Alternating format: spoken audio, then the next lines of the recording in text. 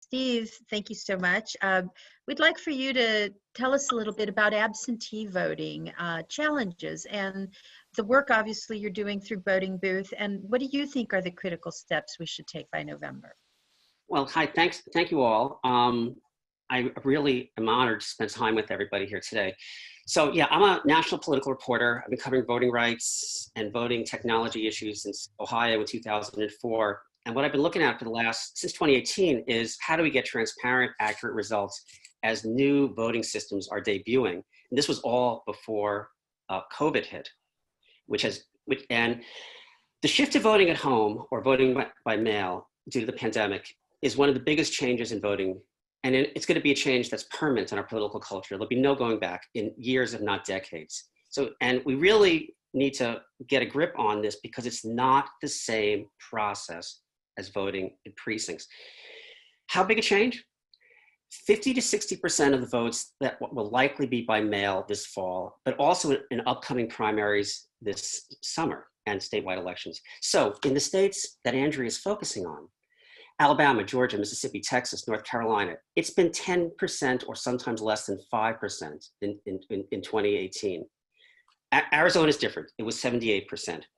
But east of the Rockies, it's unfamiliar. And there are more steps that people don't know about. So let me just drill down into a couple of these key decision points because you don't see these on the charts that our friends, the Lawyers Committee and others who do voting rights litigation necessarily put out as information on their websites. So yes, of course, you need to be registered to vote, but you also have to have your voter registration information. It has to be up to date because that will affect whether or not you get a ballot delivered. And in most states, this is really crucial. You also have to apply for an absentee ballot.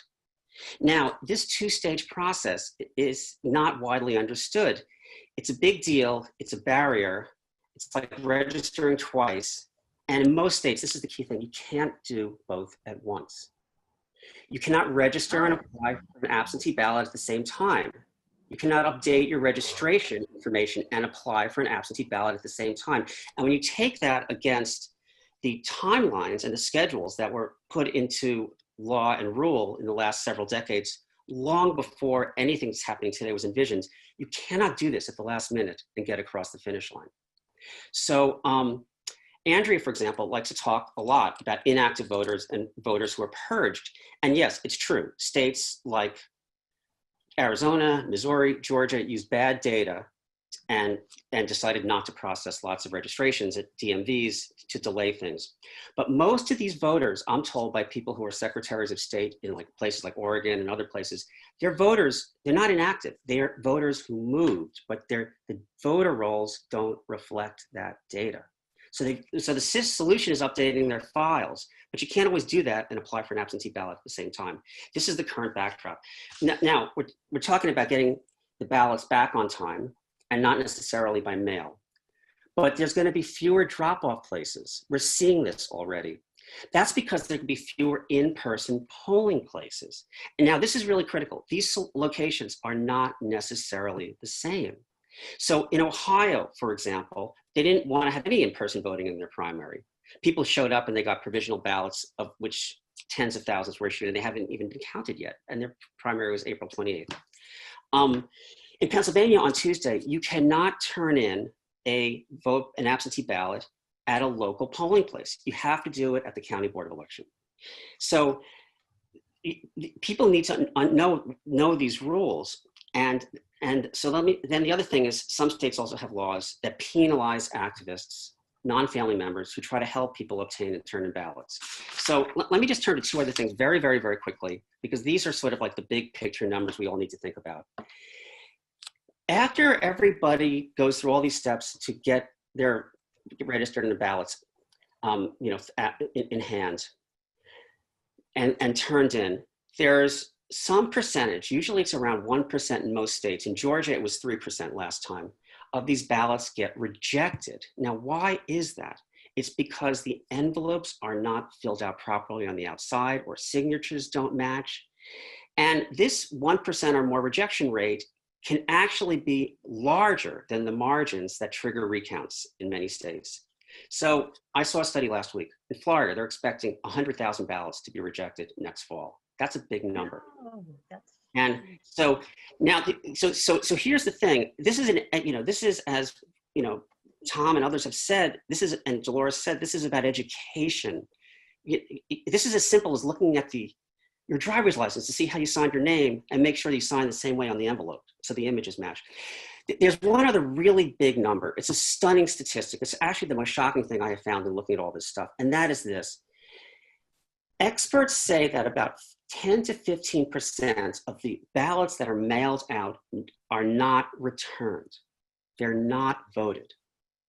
Now, in Wisconsin, in April primary, it was 9.5 or 6%. It was 120,000 ballots that people went through the steps to apply and get them, but they did not send them in. They did not vote. The U.S. Election Assistance Commission, federal agency, combines all these categories of undelivered ballots, spoiled ballots, surrendered at polls. They said 28% of 2018's mailed out ballots were not returned or counted.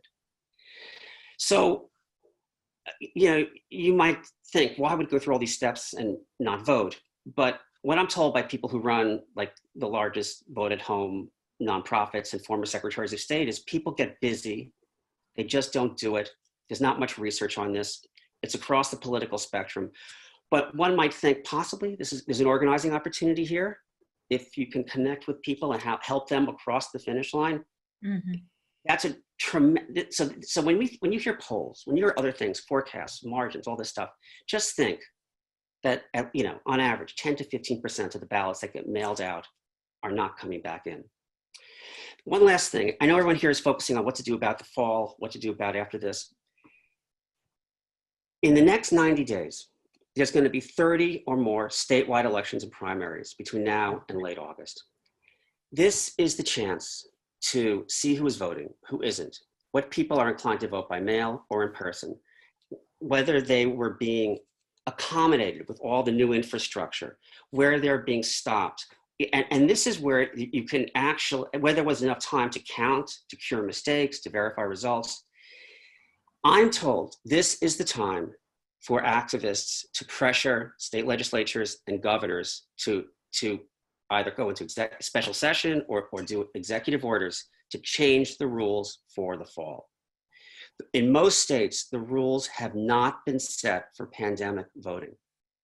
So yes, we've seen some of these excuses lifted and things like that, but they have not made these decisions about, can ballots be turned in any place? Are there going to be enough places, for in-person voting and all this sort of stuff? So look at, I'll post on the chat here a link to a chart I made of some of these registration application deadlines in these next 90 days. But look to that, because it's not just the fall. What's going to happen in the next 90 days is going to set the stage, and it's not fixed. So thank you so much for listening.